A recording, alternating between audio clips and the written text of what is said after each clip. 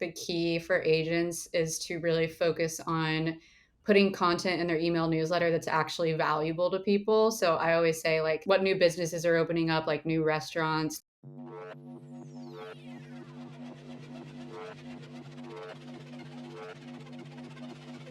Ladies and gentlemen, welcome to the walkthrough, the most underrated, valuable marketing podcast in real estate history. I am Eric Simon, aka the Broke Agent, and I am joined here by Jason Cassidy, aka Benedict Arnold, the trader. How's the Inman conference, Jason? How is it?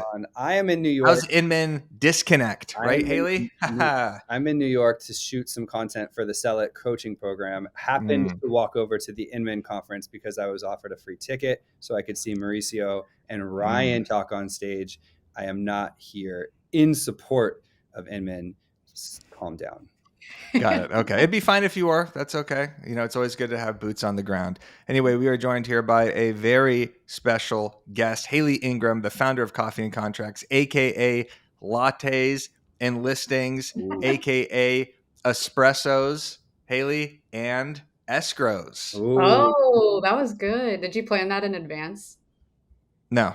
Oh, that's all off the dome. That's a freestyle right there. Mochas and marketing. Ooh, I like that. Give me one more. What's one more? What's more coffee related? Americano and administrative work. Nice. I like that. I like that. All right. Anyway, we have an incredible show for you today. We are going to talk about all of the recent Instagram changes, because there were many over the last week, how it affects you as an agent, how to get recommended on Instagram so non-followers can actually see your posts and follow you, how to grow your email list, how to get your Instagram to show up on the first page of Google, and the marketer of the week. This is a jam-packed show, ladies and gentlemen. So make sure you like and subscribe to the channel if you enjoy this content. We're going to get straight into the real estate Instagram news, because this last week was a whirlwind on social media. TikTok got removed. What was it, Saturday night or Friday night? Yeah. Literally Saturday night, came back Monday, I think. Saturday night, came back basically almost the next day. CapCut was removed. People were freaking out. People were flooding onto Instagram. Instagram started offering exclusive contracts to creators from TikTok to get them on the app. So a lot of craziness. And then during all of this, Instagram was taking notes, or not taking notes. They were taking advantage of the situation by making 4 enormous changes to the platform. So Haley, you did a post on Coffee and Contracts about this, but I just want to briefly cover these. The first one is a new app called Instagram Edits, which is kind of similar to CapCut. So let's play this video from the Instagram CEO, Adam Mosseri, and then we can break it down. Today, we're announcing Edits, a brand new app for making videos on your phone. Now, there's a lot going on in the world right now, and no matter what happens, we think it's our job to create the most compelling creative tools for those of you who make videos for not just Instagram, but for platforms out there as we can. And Edits is hoping to do just that. And it's hoping not just to be an editing tool, but an entire full suite of creative tools for those of you who are passionate about making videos on your phone. It's not for people who are using desktop apps. All right, shut them up. It's the same. It's basically going to be like CapCut for Instagram. The next big Instagram news is longer reels, 3-minute long reels. I don't understand what's new about this, because you could upload content for, I thought, 10, 15 minutes. No, they cut that like a year ago, I thought, when they took away the ability to upload long videos, and everything became reels, which had a 60 or 90-second cap. Okay. Well, that makes sense. So now you could upload 3-minute reels. So, I mean, if you're an agent, is this something that you would do or should do? Yes. Yeah, I'm a fan of it. Now, I've always been against short form, even though I do mostly short form, because like, how do you convey something important of valuable information in 90 seconds sometimes? So give me 3 minutes, and the content will stand on its own, right? If it's good, people will watch it. And if it's not, they won't, just like everything else. But I do like the fact that you can go up to 3 minutes now. Why not?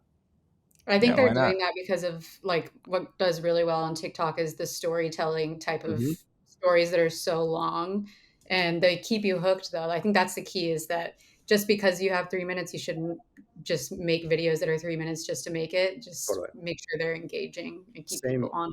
Same rule. If you can say it in one, say it in one. Don't take the full 3 minutes, right? But I think for like, even for what we do here, like interviews and podcasts where you're taking a 30-minute thing down and putting it into 1 to 3 to show the highlights of it, I think it's great. Especially if you have longer form listing videos that are 4 or 5 minutes long, you can now upload those to Instagram. So I guess this is a good move by Instagram. I don't think I'll be doing anything that's 3 minutes long unless it is a breakdown of these clips. The third thing is redesign profile layouts so vertical wins over square. Say goodbye to the classic square grid. Instagram is shifting to a rectangular grid layout on users' profiles. According to Instagram, square photos are the core of Instagram's legacy, but the majority of content is shared in vertical format. So that's the third change. I don't know. I mean, Haley's on Haley, is top there of this, something you could though. do? What's that? Haley's on top of this, though, especially at Coffee and Contracts, right? You guys have already talked about this. So what's Yeah, the I mean, deal a here? while back, our templates all used to be like for any feed or carousel posts, they were all square. And then Instagram allowed you to create longer posts. And then it became the trend that like everyone was posting vertical instead of horizontal. So we changed it in our templates to reflect that, which was like a big change at the time. And a lot of people were like, what is going on with this new size? And then, of course, after a little bit, everyone gets used to it. And so I don't think it's a huge deal. The feed basically shows anyone who's been posting those vertical. If you've been posting square, then now it's like you can just go into it and make it fit to that new size. So not a huge deal, kind of annoying, but Yeah, it shows you vertical content is winning the day. And then the fourth change, I think, is the most prolific. It's a new Reels tab where you can see what friends are engaging with. So Instagram is bringing back some nostalgic vibes with a new tab in the Reels section. This features highlighted videos that your friends have liked or commented on, which is kind of a nod to the old friends activity feature that was retired years ago. So if you want to see what your friends are liking, all you got to do is you open up Instagram, you click the Reels tab, and in the top right, you can see the likes. Haley, you're actually one of the people that pops up because Instagram knows that we are communicating right now, because of course it does. So I wow. can see everything that you or Coffee and Contracts or that Jason has liked. And it organizes the feed in a different way that I actually enjoy, because if you are a real estate agent, you could see what your clients are engaging with. So if you Mhm. see your clients are engaging with a restaurant that you like, or maybe it's a popular comedian or musical artist, say they engage with a Taylor Swift song or something like that, then you could DM. You don't want to DM them something creepy and be like, hey, I saw you just like this Taylor Swift post. I'm also a Swiftie. But it's just like another data point that you could collect from these people as to, oh, they're communicating with these different accounts. Now I have another connection point. So any Mhm. thoughts on the Reels Friends tabs? Have you guys looked at it yet? I know what you're talking, like I haven't played with it yet, but now you're just kind of giving me ideas. Like if I wanted to spend 10 minutes and just go through to see, and you notice that there's a, buyer client of yours that has liked a couple golf posts, all of a sudden that might just be an excuse to text and be like, hey, do you golf by chance? Right. And be like, I need a fourth on Wednesday, Mm-hmm. and see, and just strike up maybe another deeper conversation that way. Yeah, and also I think it just gives Exactly. you insights into what your audience likes too. So if you see that a potential client is liking like some local reels and stuff like that, that kind of gives you like a point to create more of that and just to see like what people are engaging with in general. I don't know. It's an interesting new view to be able to look at. Yeah, I like it from the strategy of reaching out to clients and seeing what my friends are liking. But then you also have to be careful, right? If you start liking, say, a bunch of political posts or something like that, maybe you don't want your clients to know something. Or maybe you're liking a bunch of Sports Illustrated swimsuit models. Not that anybody here would do anything like that, but then it's just showing it into your feed. And then people are going to be like, wow, Eric just spent 5 hours liking I swimsuit actually photos. I What? did see not well, you have to keep in mind it's not photos, it's reels. Reels, But I did reels, see true. a friend of mine I saw yesterday, I was like, "She liked that?" Right. It was only Exactly. her. It was just like, she liked that. I was like, "Whoa." I don't know if she knows that we can see that now. Not everybody's watching the walkthrough to stay up on all these things, so I don't think they're necessarily familiar with it. Let us know in the comments if you're going to use this new tab. But there's a new feature that I want to talk about. I don't know if you use it yet, Haley. Jason, I know a couple episodes ago you said you mentioned it, but it is the Reels trial Reels. Mm. And I have done this only 2 times now in the Broke Agent account, where I have just uploaded old content to trial reels, meaning it doesn't send it to your followers first. It only sends it to non-followers. And then if it's getting good engagement, you could then share it to your feed. And because it's only sending it to non-followers, I've picked up 50, 60 new followers from just these 2 posts alone. So I think a great strategy that people could use is reposting old content, as long as it's relevant, that performed well in the past, only as trial reels, because it's only reaching non-followers. Have you thought of this or done this, Haley? Yeah, I haven't done it yet, but I have a plan to take some of my best performing reels and post them as trial reels to reach people that didn't see it the first time or don't follow us. So I want to do that, but just haven't gotten around to it yet. Yeah. And Adam Mosseri, that Instagram CEO, keeps talking about trial reels. So clearly it's something that they're pushing. And anytime Mhm. they talk about something like that, it is clearly something you should do. I do want to play this video from Adam Mosseri on trial reels. So let's play that and then we can break it down. I've got a lot of questions in the last couple of days about how much to post on Instagram. And so I did want to make sure you know that you should prioritize quality over quantity. But in general, posting more will help. The more you post, the more people you're going to reach, and the more your follower count is going to grow over time. But don't burn out. Obviously, burnout is a real thing.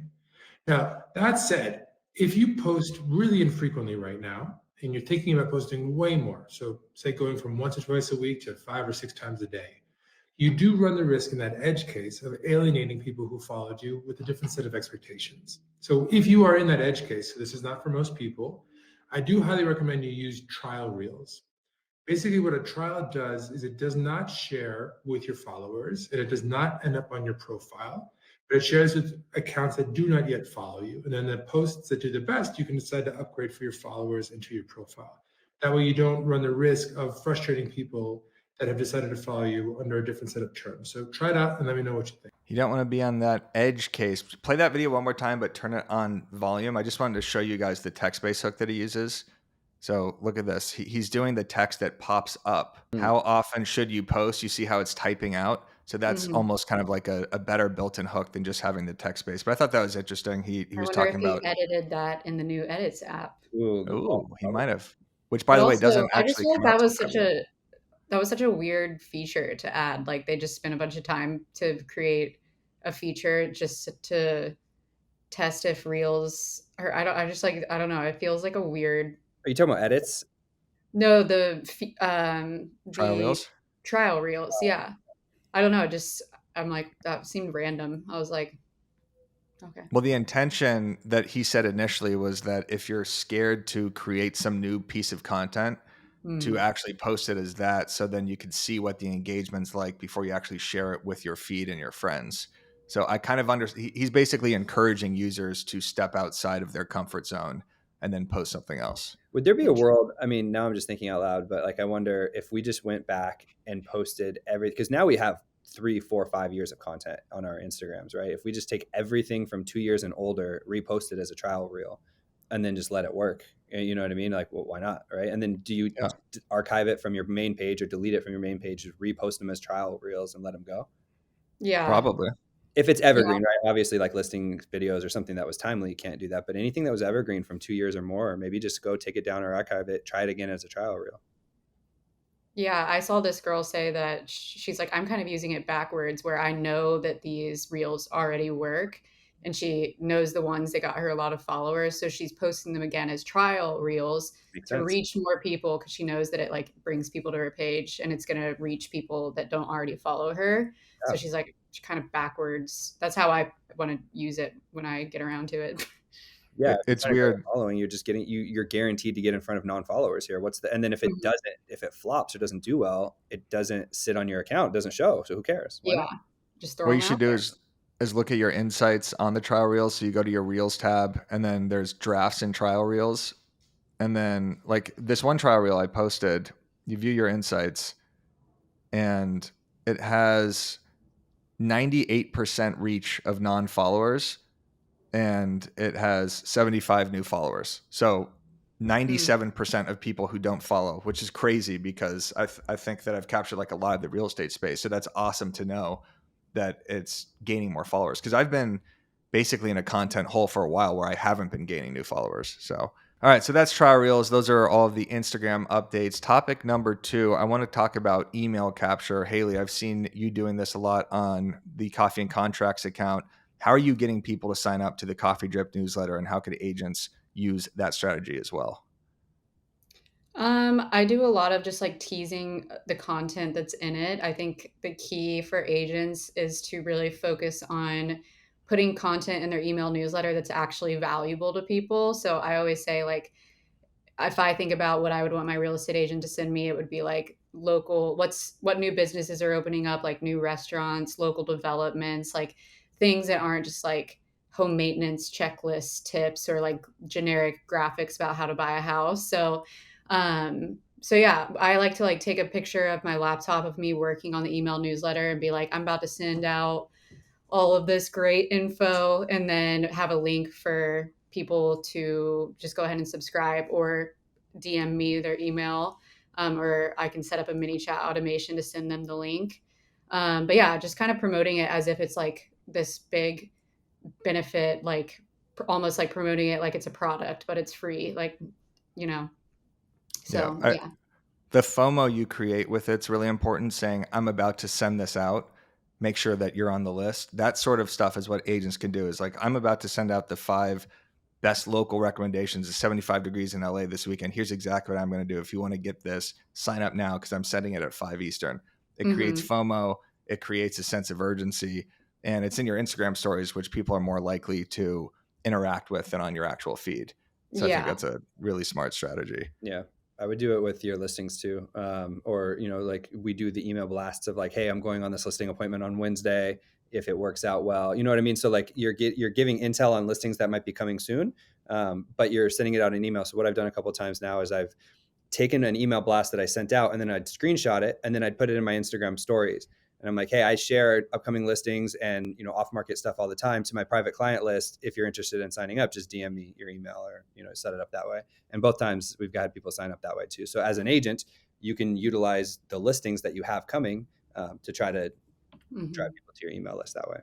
You know who also is great at creating FOMO is Neil Dingra. Yeah. So he just did that Zoom with Gary Vee, Mm-hmm. and I watched he just posted this video of himself at the airport, or someone recording him, and he's looking at his computer. He's like, I can't believe this. We've already had 1,800 people sign up. We're about to hit the limit. Make sure you get in this right now because this thing will sell out. And that's all the story was. And it does really create that FOMO where you're like, holy shit, he has 1,800 people already. That's awesome.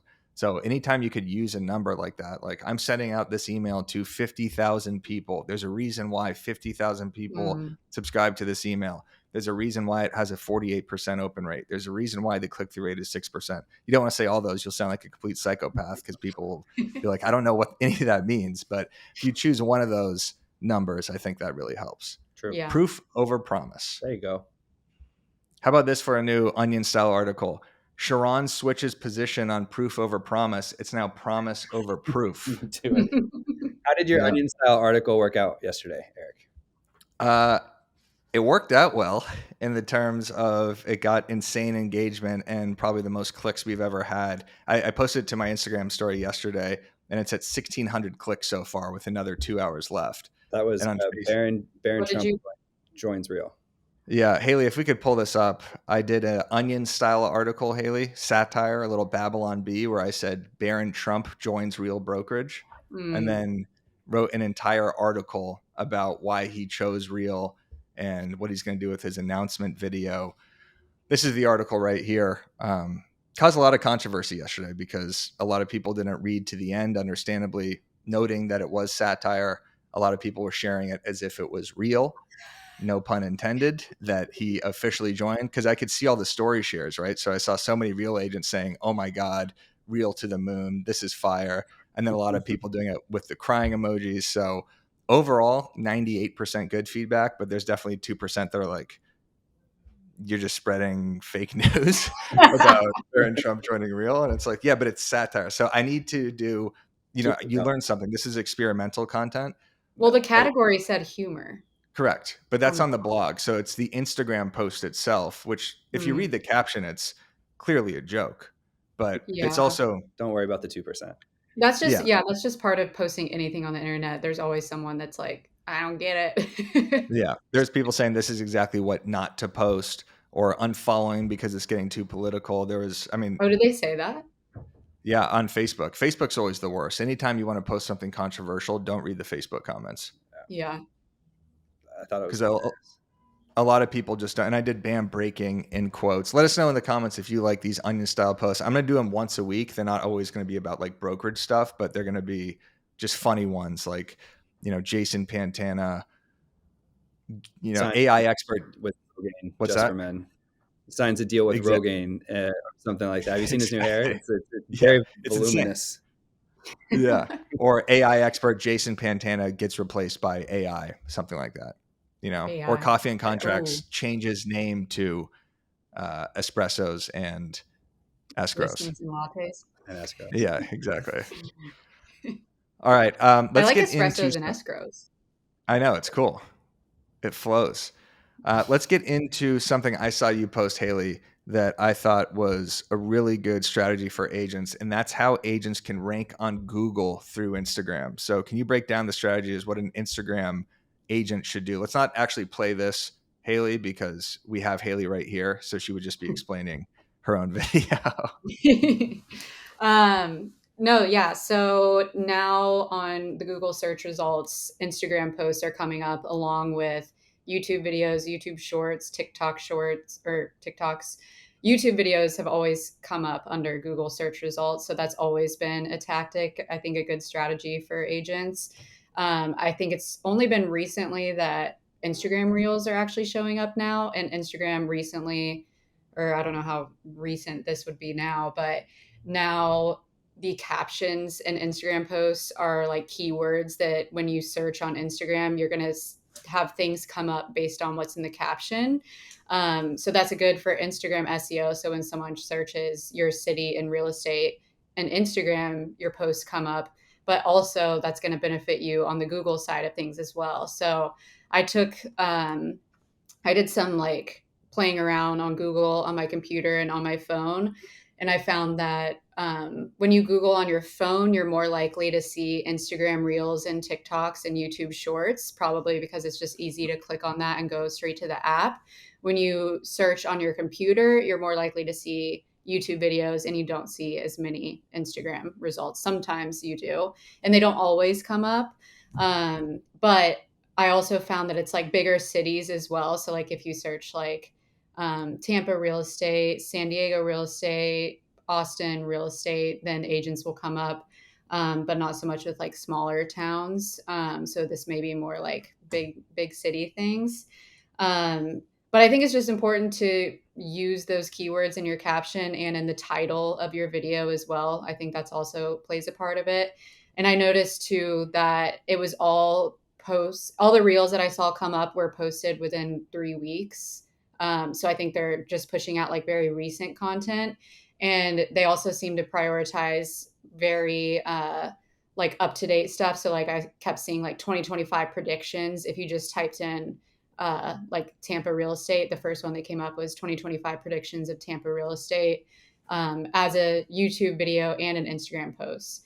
So yeah, this was mostly just from me Googling and noticing like what was coming up for me. I didn't like read an actual like how Google is actually doing this, but I was also curious if embedding your Instagram posts into your blog or like also having a presence on YouTube helps that out, because I noticed that you mostly on the Instagram results, you see a lot of YouTube creators, like people that are real estate agents that are heavy on YouTube. They were coming up, their Instagram reels were also coming up. I don't know if that's just because they understand how that like SEO works a lot better than most people, and that's like what their content is, or if like Google kind of says, oh, this is like a trusted creator already. So that's my take. That's my spiel. Main point there, Haley, would be to use keywords in the captions. And what do you mean by keywords? You mean the actual city, the location, and the fact that it's real estate, right? Like Tampa real estate, Mm-hmm. Tampa house. Those are the things that you should use. Yeah, just thinking about what people on the other end are searching. So moving to Tampa, relocating to Tampa, Tampa homes for sale, Tampa real estate, Tampa realtor, and even tying that into the post itself. Like, what is the post about? Is it a listing? Then putting in homes for sale, Tampa, buying a home in Tampa, that kind of stuff. Yeah, Got it. very similar, obviously, to like Google SEO, just thinking about what people are searching for. So that's more important than hashtags for everybody listening, is what you actually say in your caption and then what you respond to in comments too. So we shared a post from Julia Broom once, and I think she said that if you're a real estate agent or if you're, someone in some sort of business, making sure you're responding with those keywords saying, oh yeah, you like Tampa? That's awesome. How about this house? Just saying things that are very specific about the SEO. All right. Moving on. I'm just laughing thinking about someone's comments that someone is like, nice. And they're like, yeah, you like Tampa? You like Tampa real estate? Just clearly just trying to drive the algorithm with every single move that you make, trying to, stand out from the crowd. And if you're an agent looking to stand out from the crowd, Reminder Media is a resource you have to check out. You get your own branded print and digital magazines, email newsletters. Reminder Media delivers these resources to your contacts on autopilot, keeping you top of mind to your database. All you have to do is follow up and watch referrals and repeat business come in. Actually, you don't have to follow up. All you have to do is focus on your follow-up, and referrals and repeat business come in. All right, Marketer of the Week. Haley, this is a big one. This might be an early nomination for a BAMI, possibly, as one of the best local highlights. So this is one of the best hooks I've seen on Instagram, but it might get this agent a fine. Hey, told you, can't show that yet. I'm standing in front of my new listing here in Pacific Beach, but because of clear cooperation, I can't give you the address or the price. Now, what I can do is tell you all about the area. For example, I'm standing right on Thomas Avenue between Jewel and Kendall, just 9 blocks from the beach. And I can't talk about like price and comps or anything because clear cooperation, of course. But if I were to sell a house in this neighborhood, I don't know. I think I'd probably list it between like 2 and 2.25 million, give or take. So again, because of clear cooperation, can't tell you all about my new listing. But if you're interested in the Pacific Beach area, namely homes on Thomas between Jewel and Kendall that are about 9 blocks from the beach, ranging from about 2 to 2.25 million, maybe reach out to me, shoot me a message, and we'll see if we have anything coming soon. Amazing. That's good. I would like to go on record to say that I'm aware I'm probably getting a fine for that. Do you think you really will? Oh, absolutely. Well, here's why. Okay, so obviously that was my video. It did numbers, which was awesome. Eric, thanks for sharing it to the broadcast channel. Sharon shared it. Jimmy Mackin shared it. And I'm just like, oh man. In my mind, I'm just like, just more opportunities for people to turn me in for a fine. That being said, my legal brain my rationalization was that I actually don't have a listing agreement yet. And so how am I going to get fined for clear cooperation when I actually, the rule says once you have a listing agreement, you have to have it in the MLS within 24 to 48 hours, depending on your MLS. I don't have a listing agreement yet. So technically I haven't broken any rules. Now, where I think I messed up is I did say my listing instead of saying like, I'm standing in front of a random house in Pacific Beach. Then I probably could have gotten off. So we'll see. Hopefully NAR's not watching this podcast because I just tipped them off that I am aware that a fine is coming. That being said, what I was trying to do there obviously is highlight this new listing we have. We're about a month away. It's coming like mid-Feb. And so we don't even have photos yet or anything like that. But I just knew that I could take advantage of this kind of clear cooperation that's in the ecosystem right now and get engagement. And it did. It's got like coming up on 300 shares over, well over 10,000 views. And so it got a lot of engagement, which is exactly what I was trying to do. And so if I get a $500 fine, worth it. I think the clients that you scoop up from that will help offset the fine. 100%. That's the goal. Did you get engagement from buyers that were like, did you get DMs saying, what is this property?